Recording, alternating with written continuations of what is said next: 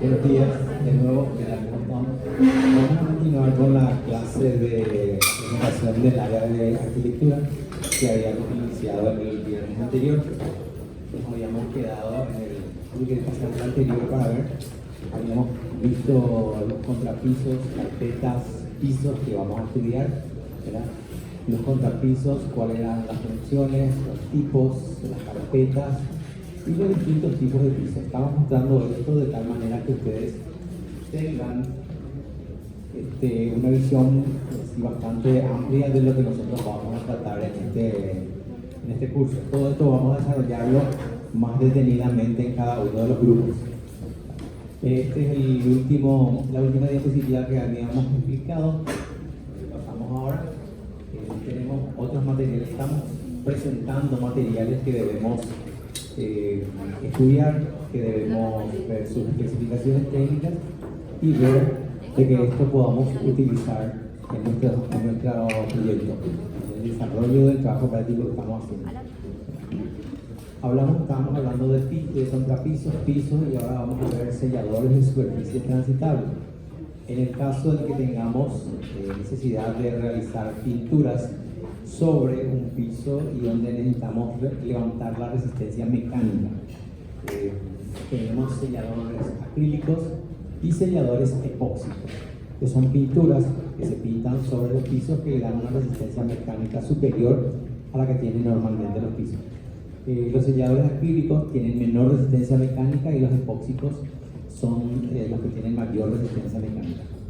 Los epóxicos normalmente son aquellos que se utilizan en los grandes depósitos, esos pisos de color verde, normalmente eran verde, ahora vienen ya en varios colores, verde, gris, blanco, y dan una superficie prácticamente casi plastificada.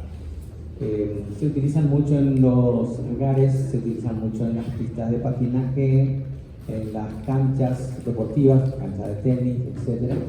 Entonces le dan una terminación estética y también mucha resistencia mecánica.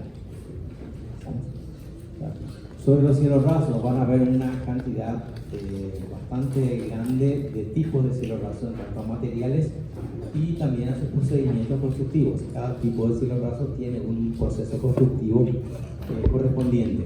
Entonces vamos a ver que existen las placas de yeso, son las más comunes. Las mismas pueden ser lisas, pueden tener diseños. Ahí vemos en la foto, esto está con diseños, esto está con diseños.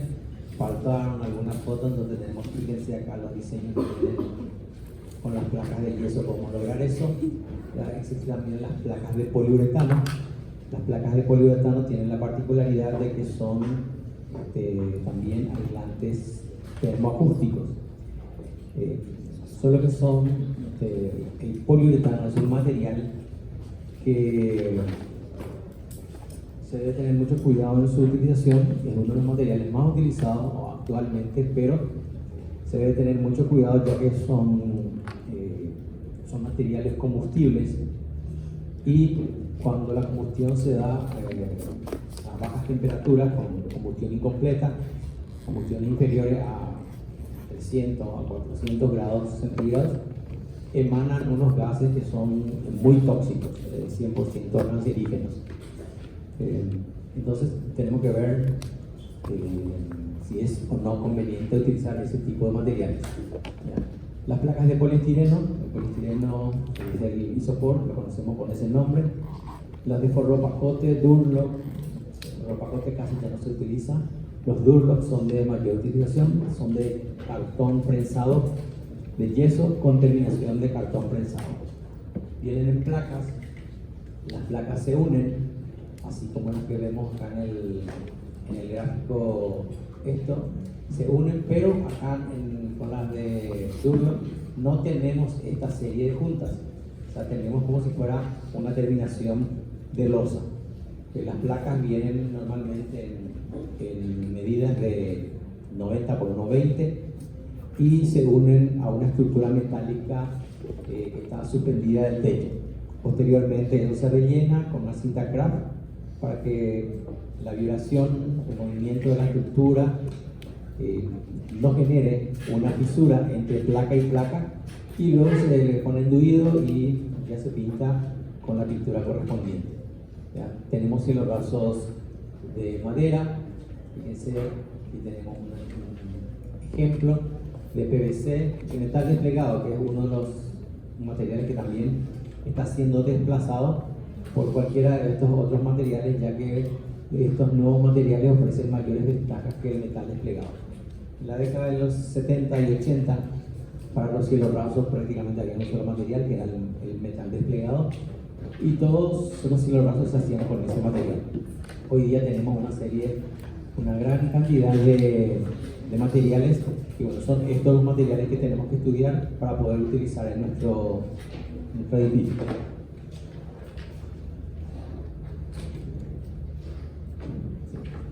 En cuanto a las aberturas, vidrios y cristales, tenemos los distintos materiales con los cuales podemos tener las aberturas, que pueden ser de madera maciza, de madera enchapadas, pueden ser metálicas, pueden ser de cristal, pueden ser de PVC. Hoy el mercado nos ofrece todas estas variedades. Entonces, dependiendo de la ubicación en la obra, vamos a determinar si un material, una abertura de material de madera maciza, eso no es factible utilizar en un edificio en altura, en lugares donde se pueda tener contacto con el exterior. Entonces, esa serie de situaciones son las que tenemos que estudiar. Las maderas enchapadas, como su nombre lo dice, las enchapadas son como las mesas de dibujo, ¿ya? Son maderas multilaminadas metidas dentro de un cuadro, y eso sí, no pueden estar a la intemperie, son solamente para el interior. Metálicas, que sí pueden ser para la intemperie.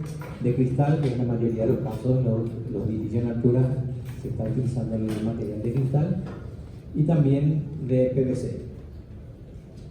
Los vidrios y cristales pueden ser crudos, pueden ser transparentes, translúcidos, pueden tener color, pueden ser laminados, ya que son más resistentes, y los templados, en su variedad, pueden ser incoloros, pueden tener cierto tipo de color, pueden ser transparentes, grises, color bronce le dicen, pero en realidad el color real es de color oscuro, gris oscuro. Pueden ser los vidrios blindados. Existen los vidrios térmicos, que son vidrios dobles con una cámara de aire. Pueden ser vidrios dobles o vidrios triples, 3 capas de vidrio con cámaras de aire entre las capas de vidrio, que nos dan una aislación principalmente térmica y también de sonido. Los vidrios térmicos, los vidrios armados, que se utilizan para lucernarios, para evitar que en el caso de que los mismos se rompan y puedan caer. Entonces la armadura que tienen dentro del vidrio hace que los vidrios se mantengan en la parte superior. Normalmente se utilizan en techos. Y los fotovoltaicos, que yo creo que en poco tiempo más vamos a tener mucho desarrollo de este tipo de vidrios, en realidad de esta tecnología de fotovoltaicos, ya que tenemos mucho asolamiento acá en Paraguay. En algún momento las centrales hidroeléctricas no darán abasto para el suministro de energía eléctrica, y en muchas partes, en el Chaco por ejemplo, se está utilizando bastante esto. Entonces tenemos que conocer. Nos vamos rápido porque queremos hacer una presentación general para posteriormente ir ya a los trabajos. Cuando tenemos una estructura de hormigón, en Paraguay tenemos una temperatura bastante elevada. Hay días que tenemos 38, 39, llegamos a 40 grados este año. Sensaciones térmicas de 50, 52. Hubo lugares en donde la sensación térmica llegó a 55. En esos lugares, en todo Paraguay, la dilatación y la contracción del hormigón producida por el exceso de calor que tenemos, el exceso de asoleamiento, hace de que las estructuras no puedan ser tan largas, no puedan tener tanta longitud. Entonces, cada tantos metros, en Paraguay aproximadamente cada 30 a 35 metros, se coloca una junta de dilatación estructural. Tenemos una junta de dilatación estructural, creo que no se tiene en este pilar, acá en el pasillo, En esto en el otro son como partir la estructura en dos o más partes de acuerdo al diseño, de tal manera que esas tensiones de dilatación y contracción que sufre el hormigón no afecte a los demás materiales que acompañan al hormigón. El hormigón puede dilatarse y puede contraerse. Esa dilatación y contracción, ¿qué produce cuando se dilata el hormigón? Si algo que tiene esto, que tiene 35 metros de largo, esta cantidad de hormigón que estoy señalando acá en la mesa, se dilata y se dilata 1,5 centímetros. ¿Qué pasa con el hormigón? Se microfisura. O sea, al aumentar su dimensión en longitud, se crean fisuras. Entonces, esas fisuras son lugares en donde se puede meter el aire, se puede meter el agua y genera una serie de patologías. Además, los otros materiales que acompañan el hormigón, como las mamposterías, ¿verdad? Los cristales templados en un edificio en altura, tenemos 35 metros, 40 metros, 50 metros de edificio. Los materiales que acompañan el hormigón no tienen la posibilidad no tienen la característica que tiene el hormigón de poder dilatarse y contraerse sin variar sus condiciones iniciales. Si se contrae se dilata un paramento de vidrio o de cristal templado, eso presiona contra la perfilería y si no tiene dónde dilatarse, ese vidrio se desploma. En Chicago, en el edificio, tuvo muchos problemas porque se desprendían las placas de cristal templado de 2x2, se desprendían de la torre y caían al pavimento, ¿verdad? Entonces era un problema de diseño de la perfilería que no permitía la dilatación y contracción. De ahí la importancia de estos elementos. Acá vamos a ver las juntas prefabricadas exclusivamente para hormigón armado. Estas juntas no son más que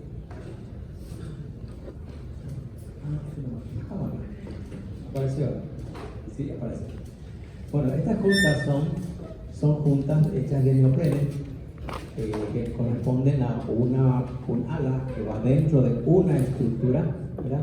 Acá está la junta de dilatación y acá está la otra estructura que separamos de la primera. Entonces son dos estructuras. Esta es una, esta es otra estructura y este espacio es como un tubo hueco, ¿verdad? Es como el neoprene es como una goma, ¿verdad?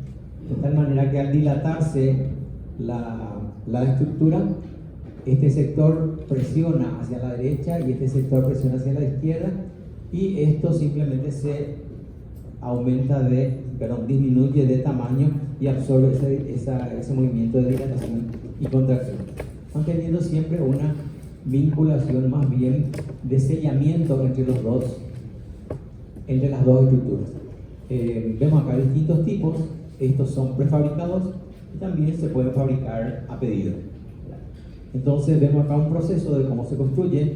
Tenemos una losa, tenemos las varillas de la losa. Cuando se va a encofrar, este es el encofrado, ¿ya? Se coloca la junta de neoprene acá, en el medio de la pieza. Esto puede ser una losa, como también puede ser una viga de hormigón armado. Entonces se hormigona, quedando esto por fuera del hormigón, se desencofra y queda esto en espera. A la siguiente queda así en espera. Acá le quitamos el encofrado y queda la goma en espera. Digo goma porque es un neopreno, muy parecido a la goma. Luego se carga la otra estructura y ahí forma parte. Entonces acá en esta separación, que en realidad debería de ser esta, acá vemos la separación como es, de aproximadamente está en el orden de los 2 a 2,5 centímetros, dependiendo del tipo de obra. Los que conocen los estadios, por ejemplo el Estadio Defensor del Chaco, su junta de dilatación tiene 15 centímetros. O sea, este espacio en el Estadio Defensor del Chaco tiene 15 centímetros de espacio para que las graderías se puedan dilatar y contraer sin que una parte de la gradería tenga contacto con la otra y presione y se levante. Cuando dos estructuras presionan, cuando dos elementos presionan entre sí y se levantan, sucede lo que sucedió hace unos días en el hospital de clínica, en donde los pisos se levantaron y sale toda una serie de sección de piso, ¿verdad? En el caso de la estructura es más grave porque cuando una estructura presiona sobre la otra estructura, lo que pasa es se rompe esta parte de las dos estructuras, tanto de esta como de esta, y quedan al descubierto las armaduras. Entonces, de esta manera queda la junta de dilatación estructural con la junta prefabricada, que posteriormente ese espacio de 2,5 centímetros que tenemos acá se llena con un material flexible que pueda absorber la dilatación de esta parte y de esta otra parte de la estructura.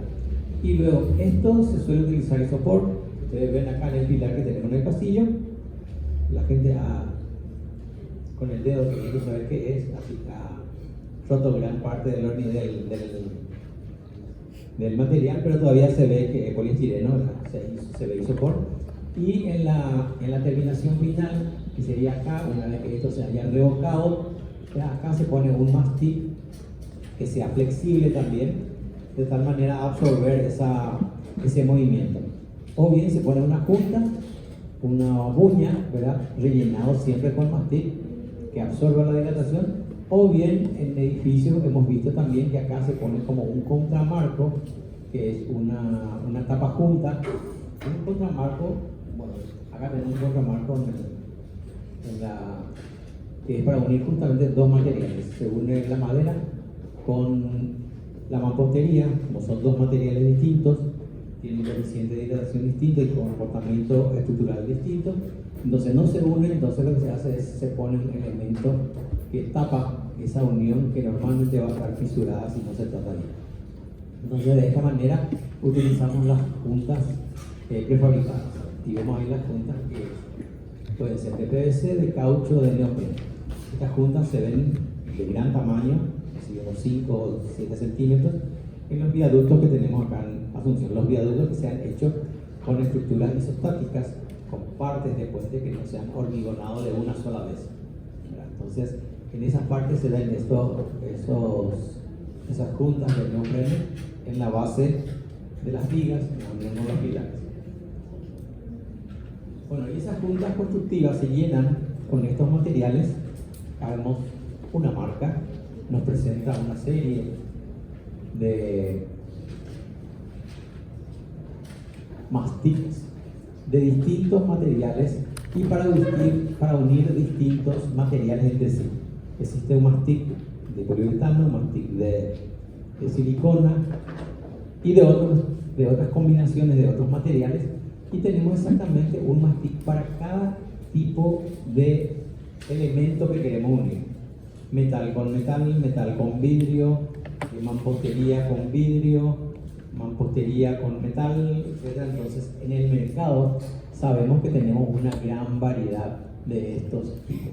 Y estos pueden ser selladores acrílicos, selladores a base de asfalto, los de poliuretano, que son los recomendados para que queden al exterior, son capaces de soportar los rayos del sol, son los que tienen mayor elongación también, y ofrecen una gran adherencia a los lados en donde tiene que unirse este mastic. De siliconas, de polímeros sintéticos y epóxicos. Es decir, que hoy el mercado nos ofrece muchísimas ventajas para nuestros materiales, y nuestro objetivo acá es conocer esos materiales y utilizarlos debidamente en los sectores determinados de nuestra obra. Acá vemos el carbolástico, base asfáltico, ¿verdad? Vedaflex, esta es una marca, ¿verdad? Esta es otra marca. Vedaflex, fíjense que el nombre siempre es sugerente, es para vedar y una vedación flexible. Vedaflex, una marca determinada. Pasamos. Azoteas, ustedes van a estudiar, ¿verdad?, que pueden ser techos planos, ya sean transitables o sean azoteas técnicas, ¿verdad? Y los materiales pueden ser de hormigón armado en la generalidad de los casos. En el caso de ustedes van a ser de hormigón armado porque tienen unos ambientes, es un edificio corporativo, tienen oficinas en la parte superior del edificio, si son de uso habitacional, tienen departamentos, entonces van a tener estructuras de hormigón armado como techo, pueden tener posteriormente encima madera, en el caso de tener una piscina, el deck de madera, pueden ser de bovedilla, que son de menor uso, pueden ser metálicas, los techos metálicos son muy utilizados por la ventaja de que pueden ser fabricados en taller y llevados y montados nada más en obra, es mucho más práctico. Y luego vamos a ver la terraza jardín en un detalle correspondiente. Los techos con pendientes, que normalmente son no transitables, que son los techos de teja, de chapa, de otros materiales, de ámico, pueden ser de policarbonato, pueden ser de fibrocemento, inclusive de hormigón armado. Aislaciones hidrófugas. Todos los trabajos que ustedes van a hacer tienen orientación, en algún momento van a ver que tienen orientación sur y también van a tener paquetes sanitarios. Entonces, las aislaciones hidrófugas son fundamentales de comprender cuál es la función, para qué sirven y principalmente el proceso constructivo y los materiales componentes de esas aislaciones. Estas aislaciones, este tipo de revoques, por ejemplo, ustedes ya tienen cursos anteriores o no, cursos de construcciones anteriores, en patología no, prevención de patologías. Patología no, la asignatura optativa libre. Bueno, es una optativa libre, así que no todos tienen la posibilidad de dar. Bueno, no sé si estos ya vinieron, pero de esto sí conviene aclarar, y si tienen dudas, hacer las consultas correspondientes. Pueden ser aislaciones hidrófugas rígidas y flexibles. Dentro de las rígidas tenemos los revoques hidrófugos principalmente y las carpetas. Revoques hidrófugos cuando los mismos están en forma vertical. Sí, revoques hablamos cuando hablamos de aislaciones verticales de muros, y carpetas hidrófugas hablamos cuando hablamos de aislaciones horizontales de piso. Entonces, normalmente son los mismos materiales, las mismas dosificaciones, los mismos aditivos, el mismo proceso constructivo, solo que se llaman revoques en los elementos verticales y carpetas en los elementos horizontales, y forman parte de la aislación rígida. Normalmente las aislaciones en terraza, en azotea, hablamos de aislaciones termohidrófugas. Tienen que ser aislaciones térmicas y también hidrófugas. Y dentro de esas aislaciones se combinan las aislaciones rígidas, y no me responden, aislaciones rígidas y las aislaciones flexibles. En combinación, vamos a ver después cómo se dan las aislaciones en obra. Dentro de las aislaciones hidrófugas rígidas, habíamos visto en la clase anterior las distintas dosificaciones. Normalmente es 1:3 más hidrófugo inorgánico en la proporción sugerida por el fabricante de acuerdo al aditivo que estamos utilizando. Y en las aislaciones hidrófugas flexibles forman parte las membranas, los elementos que son flexibles, no como el revoque y la carpeta, que son, fíjense, son aislaciones rígidas. Estas son aislaciones flexibles. Estas aislaciones soportan la dilatación y contracción de los materiales. Soportan, digo, en el sentido de que acompañan la dilatación, acompañan la contracción sin que las mismas se deterioren. Estas acompañan las dilataciones y contracciones del hormigón, del revoque, pero sí se deterioran. O sea, un revoque o un hormigón que es más duro que el revoque, y su composición se dilata, pero en su dilatación genera microfisuras. En cambio, esas microfisuras deben ser tratadas, y por eso utilizamos membranas que son flexibles para tratar esas microfisuras, que las mismas no queden expuestas a la intemperie. ¿Qué pasaría si las microfisuras de una estructura de hormigón o de un revoque orientado al sur o al oeste, por ejemplo, que tendría mayor asoleamiento, quedara expuesta a la intemperie? Microfisura generada por dilatación y contracción.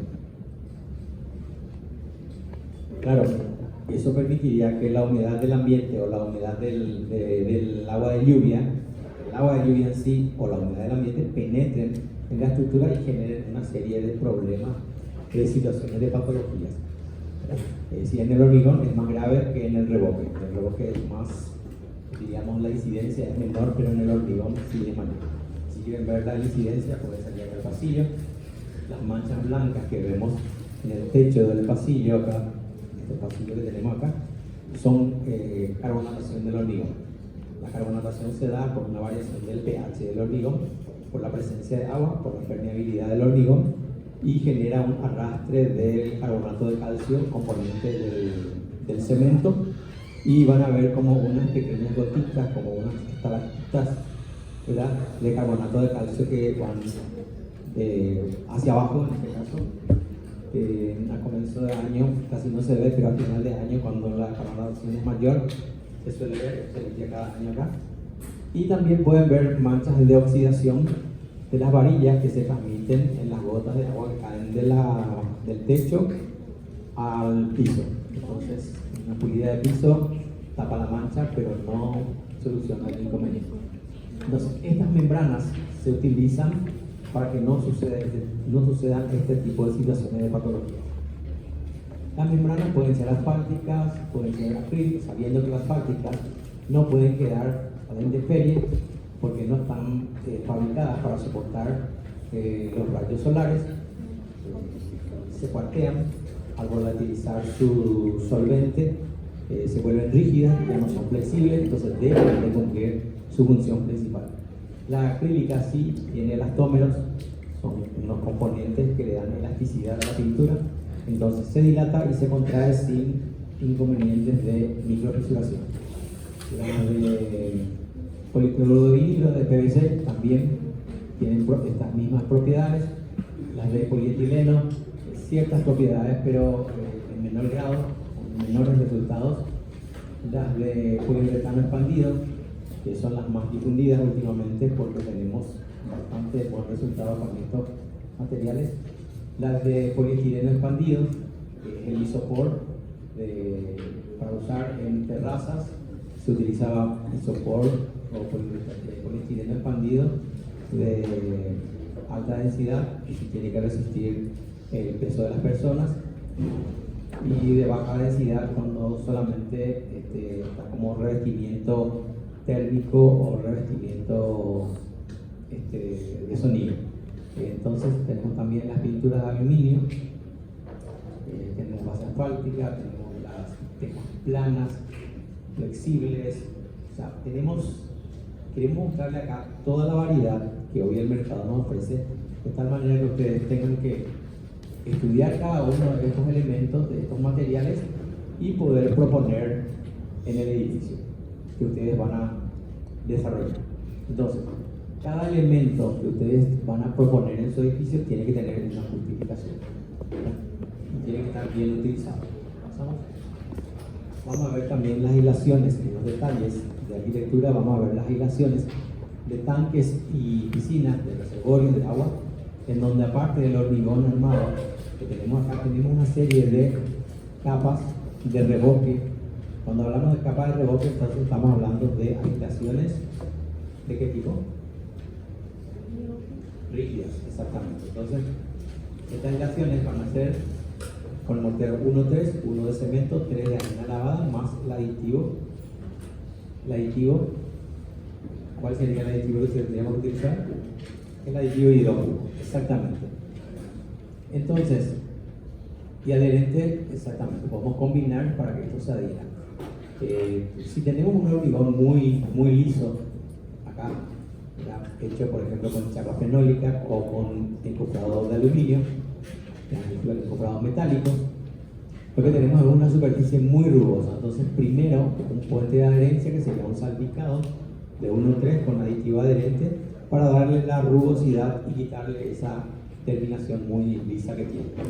Entonces, antes de ese puente de adherencia se aconseja hacer una pasada con cepillo de acero con la moladora, de tal manera que esa superficie muy rugosa que se tiene, perdón, muy lisa que se tiene, tenga cierta rugosidad y pueda soportar y adherir al puente de adherencia. Luego tenemos una azotada de 1-3 con aditivo hidrófugo en pequeños panos. O sea, si vamos a azotar, por ejemplo, esta pared que está acá, está en la pizarra, ¿verdad? Azotamos una porción, por ejemplo, 1,20 m por 1,20 m. Azotamos hacemos nuestro puente de adherencia, el puente de adherencia se tiene que secar, tiene que fraguar, endurecer, y una vez que esté fraguado y endurecido, se hace una azotada hidrófuga, que es una azotada con un mortero 1,3 cemento de arena, más el aditivo hidrófugo inorgánico, cualquiera de los aditivos hidrófugos que ustedes conocen, Vedacid, Statofix, Sitka, o de cualquier otra. Les estoy dando marcas para que sepan lo que estamos hablando cuando damos el nombre genérico, que es aditivo hidrófugo inorgánico. ¿Por qué en paños pequeños? Porque el aditivo hidrófugo empieza a actuar rápidamente. Entonces, dentro de los 15 minutos de haber hecho la azotada y haber pasado la regla para emparejar la superficie, tenemos que hacer un puente de adherencia, que sería un mortero 1,3 bastante fluido, casi líquido, con aditivo adherente, y dejar que se seque eso. O sea, tiene que secar la azotada y el puente de adherencia, y ahí se suspende el trabajo hasta que se sequen ambas capas. Una vez secada una capa, se puede proceder a la siguiente. Si no se seca la anterior, no podemos proceder porque corremos el riesgo de que va a ser un espesor grande y corremos el riesgo de que se desprendan cada una de las capas. Si no hacemos ese puente de adherencia que se menciona acá y la azotada hidrófuga por algún motivo es sábado, 11:30 de la mañana, 12 menos 10, y estamos haciendo nuestra azotada hidrófuga, llega a las 12, hay que suspender el trabajo y decimos, bueno, vamos a hacer el puente de adherencia el lunes. Para el lunes, esa azotada que tiene 1,3 más hidrófugo inorgánico, ¿qué propiedades va a tener? Va a repeler toda capa que contenga agua. ¿Por qué? Porque el aditivo va a estar actuando ya. Entonces, por eso es que se hace la azotada e inmediatamente, cuando digo inmediatamente me estoy refiriendo dentro de los 15 o 20 minutos como máximo de aplicar el puente de adherencia a la primera azotada. Si pasan los 20 minutos, ya no se adhiere.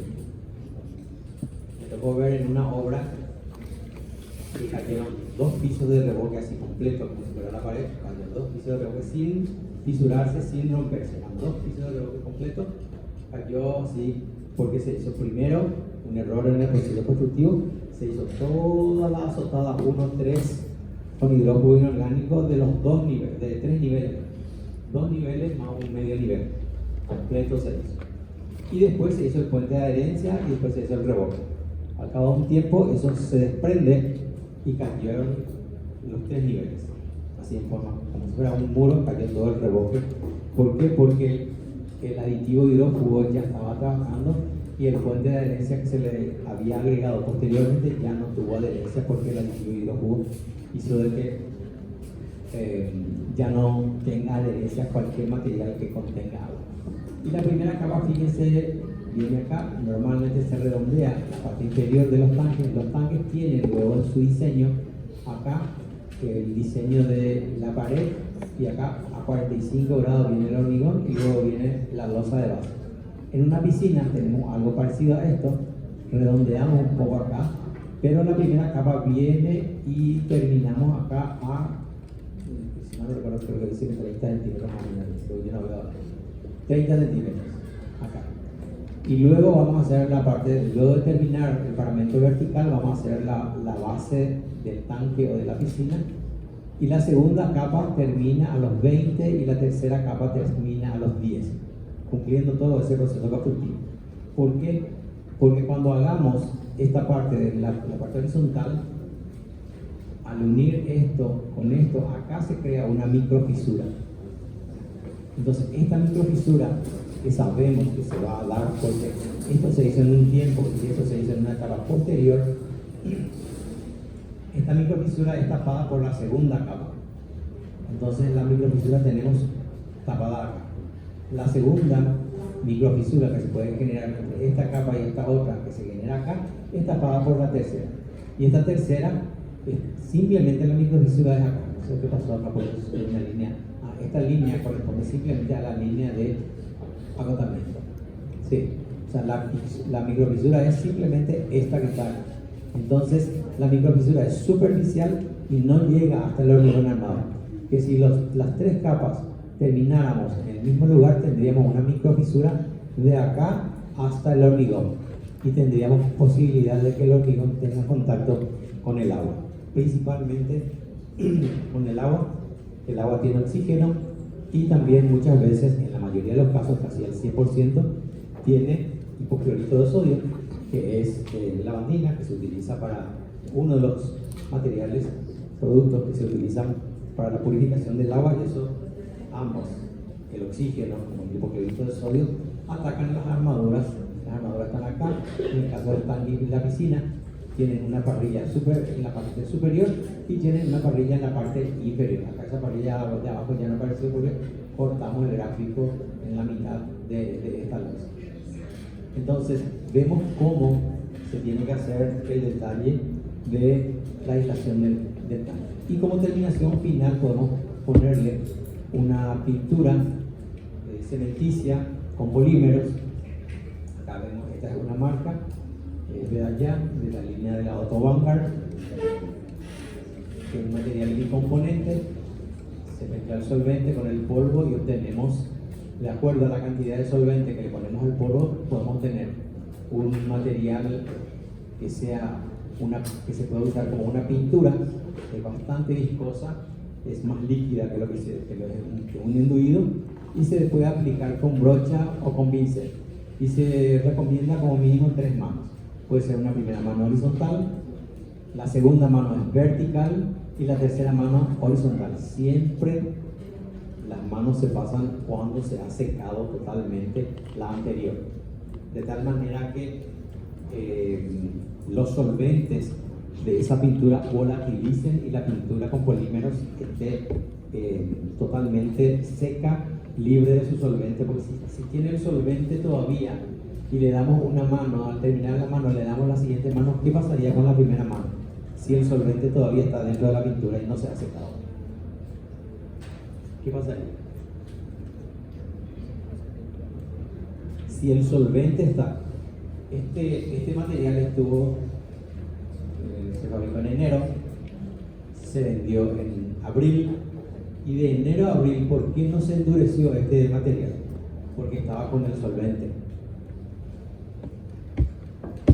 El solvente está acá, se juntó, se mezcló, pero este solvente tiene que volatilizar y secarse.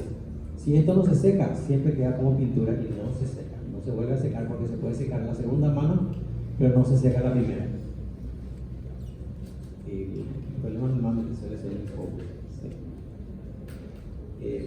Cuando mezclamos menor cantidad de solvente con el segundo componente, obtenemos una masa un poquitito más viscosa, semejante al enduido, y podemos aplicarla con llana. Este material que vemos acá es para dar la terminación final, tiene un color más o menos, este es su color final. Esto está todavía en estado húmedo, ¿verdad? Este es el color final, es un gris claro. Y se puede aplicar con llana. No es aconsejable aplicar con llana, ¿por qué? Porque la llana es difícil de aplicar en los lugares curvos, ya que la llana es una porción de chapa metálica que se hace muy difícil aplicar en estas esquinas. Ustedes saben que los tanques de agua tienen esquinas todas a 45 grados, estamos en la parte vertical, pero no en la parte horizontal. Tenemos serios problemas con nuestro equipo. ¿Pasamos? Bueno, sí, muy buena pregunta para acá. ¿Qué pasa si terminamos a 90 grados? ¿Te refería al hormigón o a las capas? A las capas. Bueno, si terminamos a 90 grados, estamos haciendo lo mismo que dijimos acá, que todas las fisuras van a estar en el mismo lugar. Esto, por eso dice acá correcto, ¿verdad? Que tenga una continuidad. E incorrecto cuando terminamos en el mismo lugar todos, entonces la fisura viene desde acá hasta el hormigón. O sea, hay una concentración de microfisuras que hacen de que el agua contenida acá en el reservorio pueda tener contacto con el hormigón, y en contacto con el hormigón empiezan ya a generarse una serie de problemas patológicos en el hormigón. Para no tener esos problemas patológicos ya hacemos toda esta aislación.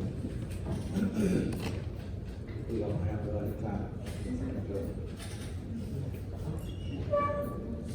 Bueno, la aislación hidrófuga flexible puede estar hecha por membranas.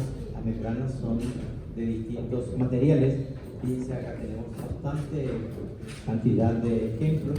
Las membranas acrílicas, membranas a base de asfalto, con terminación de poli de aluminio. Toda esta serie de capas son las que se ven en esas membranas que tienen 3 milímetros, 3,6 milímetros de ancho. Entonces, cada una de estas membranas están fabricadas para una situación diferente. Entonces, ¿cuál es nuestro trabajo? Nuestro trabajo es identificar dónde usar este tipo de membrana. Quiere decir que tengo que leer sus especificaciones técnicas y conocer su proceso constructivo, dónde utilizo esta, dónde utilizo esta y dónde utilizo esta. Y las demás que nos ofrece el mercado. Estas no son todas. Mostramos acá algunas nada más para que tengan una idea de que tenemos que investigar bastante y referirnos directamente a las especificaciones técnicas del fabricante. Vamos a tratar acerca de los materiales termohidrófugos. Como su nombre lo dice, son materiales térmicos y también hidrófugos. Desde el punto de vista térmico, el polietileno o isopor de baja densidad es uno de los materiales más utilizados. Anteriormente se utilizaba muchísimo la lana de vidrio en forma de lana en sí, pero después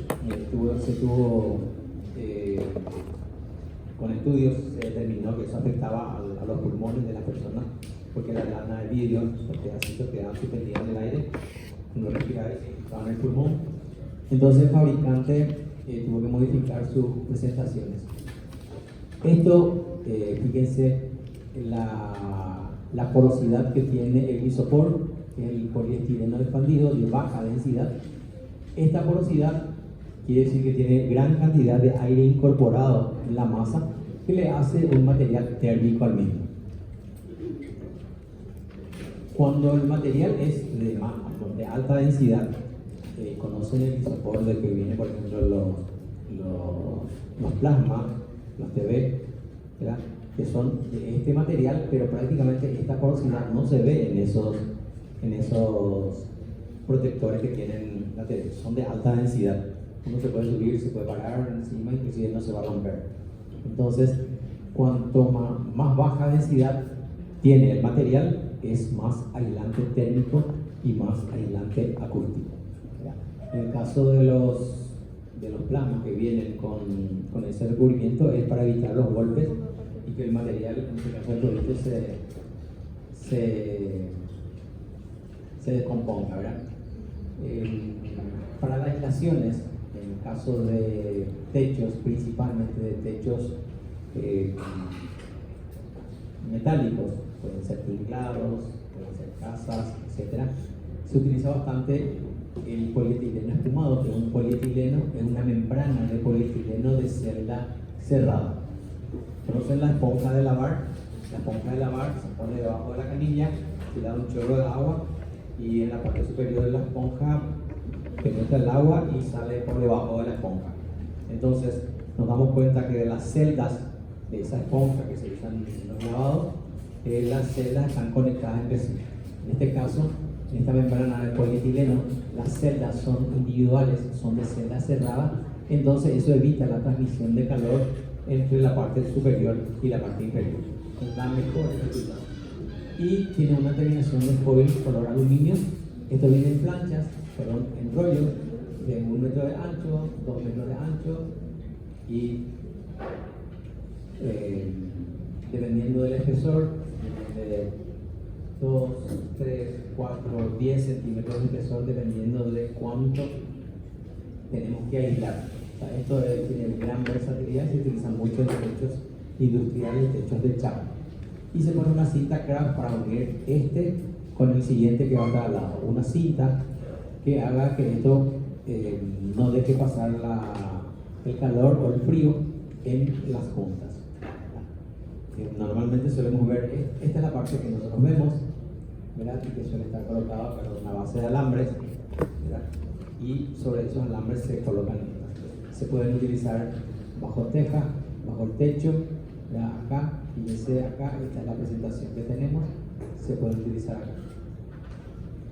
Pasamos rápido de tal manera que podamos tener una visión panorámica de todo lo que vamos a hacer. Materiales térmicos y acústicos, el hormigón mortero celular es un hormigón que incorpora aire, tiene un aditivo incorporador de aire que hace que aumente el volumen del mortero o del hormigón y el mismo tenga propiedades térmicas y también acústicas. ¿Por qué? Por la incorporación del aire. La lana de vidrio, que es el material así, casi por excelencia, que fue por mucho tiempo, dijimos que había tenido problemas y el fabricante que lo hizo, una buena solución, encapsuló la lana de vidrio en algo parecido a este que tenemos en nuestra mesa, le puso una terminación de madera, ¿verdad? Y encapsuló de tal manera que tengamos la chapa aislante, pero no tengamos contacto directo con el material. Entonces son en la lana de vidrio, en esas presentaciones vienen hoy en placas y en muy determinados casos vienen en rollo. Y cuando van a utilizar el rollo, tienen que tener todo un sistema de equipamiento de bioseguridad para que el mismo no afecte a la salud del personal. El amianto o fibra mineral existe también, pero se utiliza mucho menos que los demás materiales. El polietileno, que ya habíamos hablado, el poliuretano, que es el más extendido en cuanto a su uso, el polietileno espumado, que recién vimos, las placas de yeso y el sistema de cama de aire principalmente entre dos paredes, de tal manera que la transferencia de calor no se realice de forma tan acelerada. Y los sistemas combinados, placas metálicas con poliuretano, con poliestireno, estos materiales podemos combinarlos nosotros en nuestro edificio y vamos a utilizar estos materiales. O sea, la idea es presentarle esto para usar y no hacer, por ejemplo, un detalle de mampostería al oeste y no tenemos ninguno de estos materiales. Ese detalle está mal. Nosotros vamos a utilizar todos los materiales, todos los aditivos que hoy nos presenta el mercado en cada uno de nuestros detalles que vamos a presentar. Entonces, esa es la idea, que ustedes tengan conocimiento de todos estos materiales para poder utilizarlos correctamente.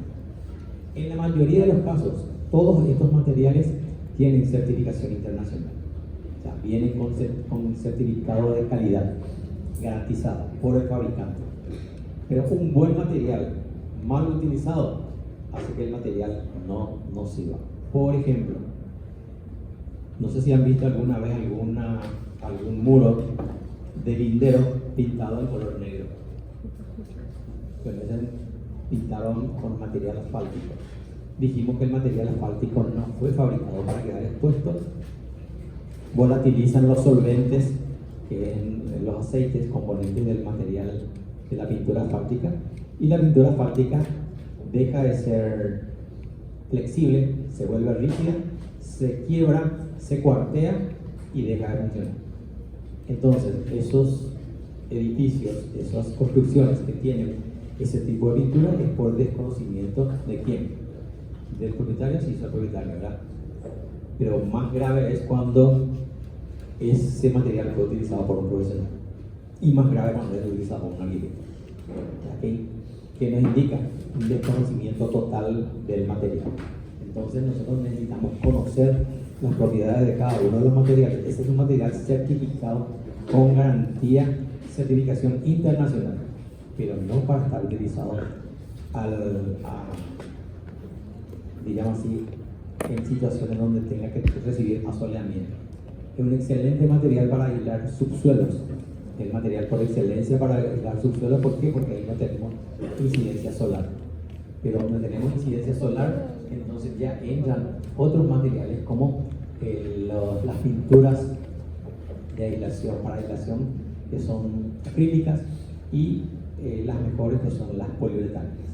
Entonces, cada material ha sido fabricado para una situación. Si nosotros utilizamos mal, estamos evidenciando nuestro desconocimiento por un lado, y estamos haciendo un gasto inútil comprando un material de calidad y utilizando mal.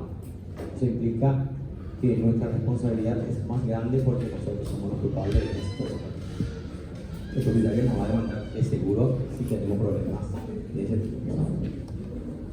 Vamos a pasar un poco rápido los materiales térmicos que tenemos. Ya hablamos de la lana de vidrio. Hoy tenemos las chapas con poliuretano, la chapa sándwich, que tiene dos chapas, una arriba tiene un alma de poliuretano que le da la aislación térmica y acústica a la chapa, y una chapa por debajo que puede funcionar como que tiene las características para que pueda quedar, inclusive acá está, no se ve muy bien, pero si ustedes entran en la página de cualquiera de los fabricantes acá de Paraguay, que se fabrica acá en Paraguay, la bobina viene de China, el poliuretano se importa y se fabrica acá. Abajo queda para terminar como un cielo raso, queda con unas pequeñas hendiduras nada más. Las placas de poliestireno, donde tenemos el isopor, que también revestido con una placa de madera multilaminada, se puede usar perfectamente como revestimiento térmico en paredes orientadas al oeste. Y después el sistema knauf o drywall, que es considerado un sistema de obra seca, en donde no utiliza mortero, sino simplemente son placas prefabricadas, así como estas, ¿verdad?, de distintos materiales.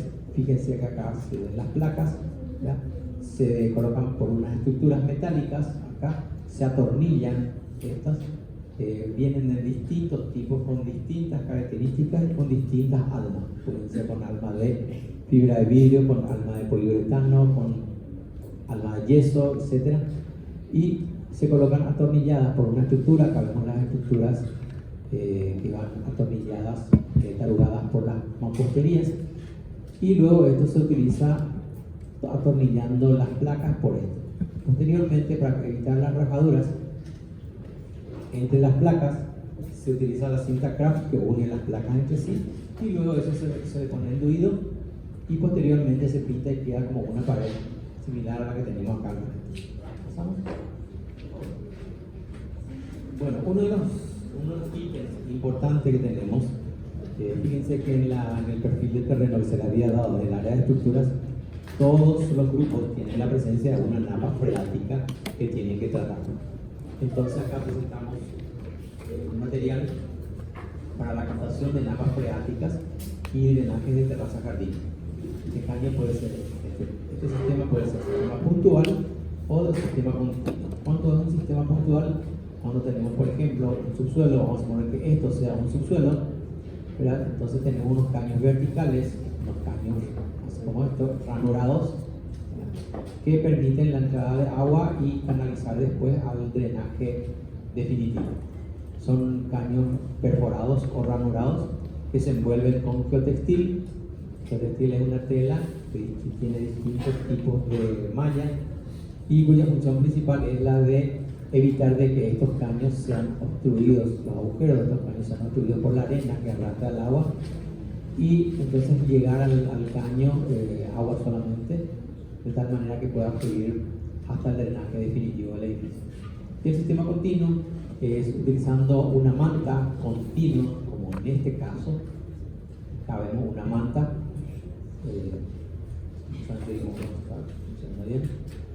una manta que es permeable de un lado, recibe el agua, y del otro lado es impermeable. Entonces, y dentro, entre las dos capas, entre la permeable y la impermeable, hay como una esponja, una malla que conduce el agua y lo lleva hasta este caño.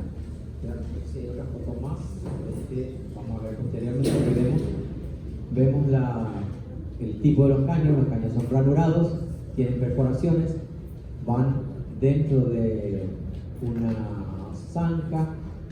Acá, si utilizamos acá, van los caños dentro de una zanja que tiene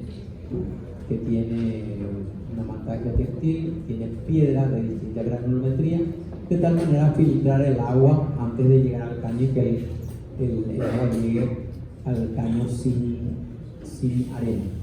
Tiene múltiples utilizaciones. El sistema continuo se puede utilizar en el gráfico de la izquierda. Tenemos en la parte inferior de los subsuelos, en la parte vertical de los subsuelos, siempre conduciendo el agua a los caños. Fíjense, ahí están los caños ranurados, y esto se conecta al sistema de drenaje permanente del edificio. En canteros, en taludes de contención por debajo de los pisos, se utiliza inclusive en terrenos exteriores, en patios exteriores, en taludes. Y ahí vemos, este es el material del compuesto continuo, viene acá y envuelve a esto. Entonces el agua que colecta, acá vemos en este gráfico, vemos que este es el terreno, acá está el agua, este es nuestro subsuelo. De este lado el biocompuesto es permeable y del otro lado, el que tiene contacto con el subsuelo, es impermeable. Entonces el agua penetra por esta cara, que es permeable, atraviesa toda esta serie, que es como una esponja, vienen y colectan a este caño. Es decir, que lo que hacemos es, la napa freática no se detiene, la napa freática perfora pantallas de hormigón de 20 centímetros sin ningún tipo de inconveniente, perfora, no se puede detener, hay una presión muy grande. Entonces lo que hay que hacer es captar, redireccionar y volver a llevar la napa a otro sitio. Entonces esto se utiliza muchísimo, esto se utiliza en prácticamente la totalidad de los edificios del eje corporativo que se está dando ahí sobre Aviadores del Chaco y Santa Teresa, que es uno de los lugares cuyos terrenos, cuya composición del terreno o perfil geológico del terreno es el peor de todo acá en la Asunción, por la cantidad de agua que tiene, pero es el eje corporativo que los estudiosos en economía han determinado que es el lugar donde hay que invertir. Ahí se están haciendo los grandes edificios. Todos tienen o este tipo u otro tipo similar para la captación de napas freáticas.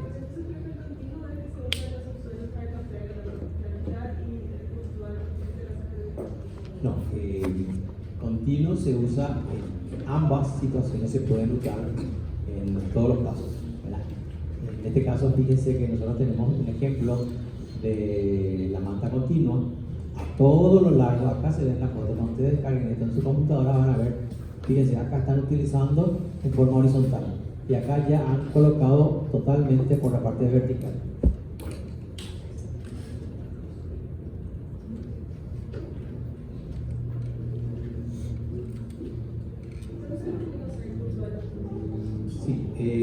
Resulta que cuando tenemos un estudio de suelo, el estudio de suelo nos marca la napa freática, la profundidad y normalmente el caudal. Y luego en obra se hace la verificación de que ese estudio de suelo realmente ha arrojado datos fidedignos. Porque habíamos dicho en la clase anterior que siempre es recomendable hacer un estudio de suelo en el momento del proyecto. Entonces nuestros detalles aparecen, estos detalles, según el estudio de suelo hecho en el momento del realizar el proyecto. Pero en el momento de construir, pudieron haber cambiado las situaciones climáticas. Se hizo un estudio del suelo en época de verano, en época de sequía. El estudio del suelo pudo haber inclusive mencionar de que no hay napa freática, ¿verdad? Pero ahora construimos en junio y en obra encontramos esto. Entonces siempre tenemos que hacer la aislación, porque este es un rubro que no tiene mucha incidencia dentro del costo final del edificio, pero una reparación del edificio en donde hay que entrar a nivel de subsuelo, si podemos, o si está entre linderos, no podemos ya acceder a la parte exterior del subsuelo, es costosísimo. Entonces tenemos que usar cualquiera de las dos situaciones. Si usamos las dos situaciones, cualquiera de las dos, dan buenos resultados. Sabiendo de que este continuo sería mejor, porque fíjense acá, este muro está totalmente revestido, acá este muro está totalmente revestido, entonces en el exterior se ha captado totalmente el agua y luego se reemplaza al drenaje que va a estar por debajo de esta otra manta. En el caso de los puntuales, se colocan caños ranurados acá en las pantallas, ¿ya? Se envuelve también con geotextil, el geotextil se recubre otra vez con piedra de distinta granulometría y capta en determinadas partes, capta el agua y lo conduce de nuevo al sistema de drenaje definitivo del edificio. O sea, son situaciones que tenemos que hacer en el momento de la construcción de la obra, que una vez hecho, y tener que poner esto posteriormente cuesta cientos de millones de guaraníes. Y si el problema es falta de previsión del proyectista, eso sale exactamente del bolsillo del arquitecto. Si es puntual, se realiza, puede ser antes no antes, sino en el proceso de la construcción del muro pantalla. Se deja un espacio donde van a ir los caños, cada caño todo proyectado y detallado, ¿verdad? Y en el caso de usar el manto continuo, se puede hacer desde el exterior, como en este caso, ¿verdad? Donde tenemos el manto o la manta de geotextil hacia el exterior por fuera del subsuelo, o como en este caso en el interior. Acá tenemos el subsuelo, acá tenemos el encoste de tierra a la izquierda y esto es por dentro. Entonces se puede hacer de las dos formas. Entonces, ¿pasamos? Lo mismo que habíamos explicado, ¿verdad? Esto, acá vemos cómo se coloca, esto se pega con un adhesivo que se vende con la manta. Entonces generamos una manta continua que colecta el agua y conduce al drenaje definitivo.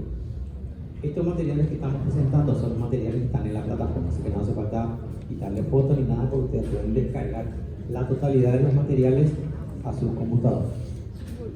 Entonces, como resultado de todo lo que vimos rápidamente, vamos a referirnos a algunos edificios que tenemos acá, en donde utilizan estos materiales que hemos mencionado anteriormente. Acá por ejemplo tenemos el Banco Continental, que está ahí en Maricán López, en diagonal al Colegio Santa Clara, las dos torres, Blue Tower de Paseo de la Galería, donde vemos que es la superficie acristaladas.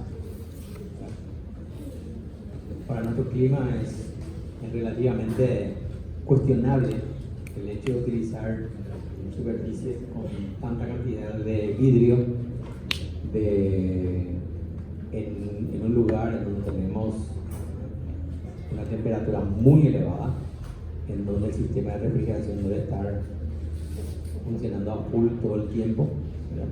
Entonces es cuestionable, pero se utiliza. Normalmente los propietarios solicitan. ¿Por qué? Porque son influenciados por proyectos de otras latitudes en donde el sol no es tan agresivo, ¿verdad? En cambio acá nosotros tenemos esto que, como es curvo, la reflexión solar se da en distintos lugares, ¿verdad? De acuerdo a la curvatura de este edificio.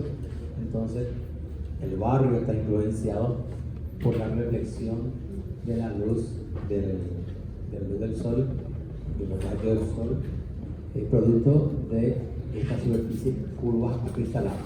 Son materiales que se utilizan. Estos también son materiales de revestimiento. Esto iba a tener en su proyecto inicial toda una fachada. Esto, se dan cuenta que esto, si conocen el lugar, esto va hacia el oeste.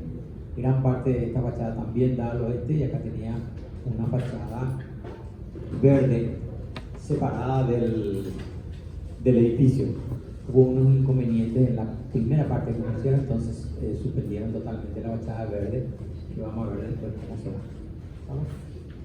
Con colisión, el AIFRA, este tiene una incidencia muy negativa en el entorno, ya que tiene vidrios reflexivos. Tienen los cuatro lados, son vidriados.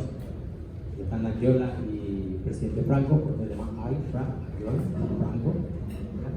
Es uno de los primeros edificios que se utilizó así, con superficie acristalada, y los rayos del sol vienen, reflejan, y la comunidad circundante es la que paga las consecuencias de la reflexión de la utilización de este tipo de materiales. Pero son tipos de materiales que se utilizan.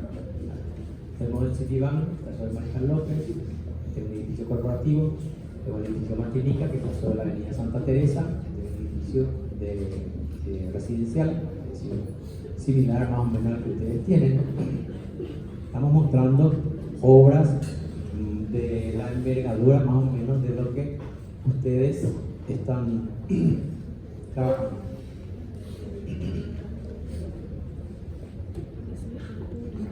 Otro edificio que tenemos, ¿verdad?, en donde tenemos prácticamente las mismas situaciones de vidrio. Acá tenemos más protección, ¿verdad? Pasamos. Son simplemente ejemplos, ¿verdad? City Center, el mismo que habíamos visto desde este lado, ahora vemos desde el lado de la esquina, ¿verdad? El edificio de Marcal López, frente a la Municipalidad de Asunción. Bueno, estos son otros edificios, ¿verdad? De A, Olímpica, pasamos. Este es el edificio ícono, el más alto de Asunción, que ven ahora. Este es el edificio SABE, que está cerca de la Plaza Uruguaya, ¿verdad? Y así una serie de edificios en World Trade Center, que es uno de los edificios emblemáticos acá en la avenida Aviadores del Chaco. Fíjense que estamos viendo cómo los proyectistas han utilizado gran cantidad de materiales y han combinado esos materiales para obtener diríamos así, el objetivo que se han propuesto. Acá tenemos totalmente curvas, ¿verdad? Esto está sobre el Chaco.